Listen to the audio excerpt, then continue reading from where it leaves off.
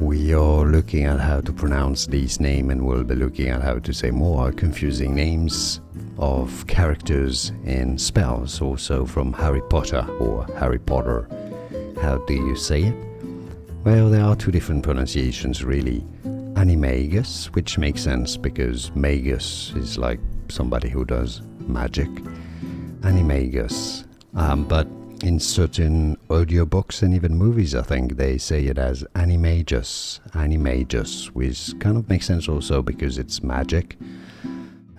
So yeah, both pronunciations are used depending on who's reading or the movie.